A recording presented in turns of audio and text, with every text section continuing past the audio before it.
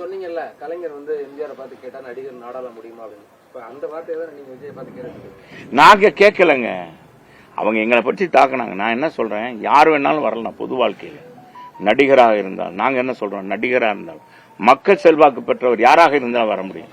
ஆனா எங்க தலைவர் அந்த இயக்கத்துக்கு ஏன் கலைஞரை முத அவர் ஜெயிக்கிறதுக்கு காரணமா இருந்து எங்க தலைவர் போய் 53 வேலை பார்த்தவர்.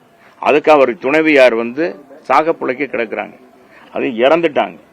அந்த நேரத்தில் கூட 10 மாதம் அவர் பணியாற்றிட்டு இருக்கும்போது அந்த மேடையில் பேசும்போது அவங்க முதல் மனைவி இறந்துடுறாங்க. செய்தியை கூட கேட்டு அவர் அதோட இறங்கி போகல. அன்னைக்கு இருந்த புரோகிராம் எல்லாம் முடிச்சுட்டு தான் போய் சென்னைக்கு போனார். அப்படிப்பட்ட தலைவர் அவரை போய் அப்படி பேசினாங்க. இவர் எங்கே, நான் என்ன சொல்றேன், சகோதரர் விஜய் நாங்களா திட்டல, நாங்க அவரை சொன்னோம். அவர் எங்களை திட்டும் போது நாங்க திட்டாம இருக்க முடியுமா? அவர் அறையிலே வந்துட்டு அரசியல் பண்ணா எப்படி முடியும்? எங்க தலைவர் பொது வாழ்க்கைக்கு வந்தாரு, எல்லா இடங்களும் போனாரு, வச்சாரு. அவர் போனாரா? அவர் போறாரா? வராரா? என்னங்க புது கான்செப்ட்? 41 பேரை இறந்தத அங்க கூப்பிட்டு சென்னைக்கு கூப்பிட்டு அவங்க துக்கம் விசாரிக்கிறது, இதெல்லாம் புதுசு இல்லையா? பொது வாழ்க்கையில வந்த பிறகு இது தவறுன்னு தான் சொல்றோம்.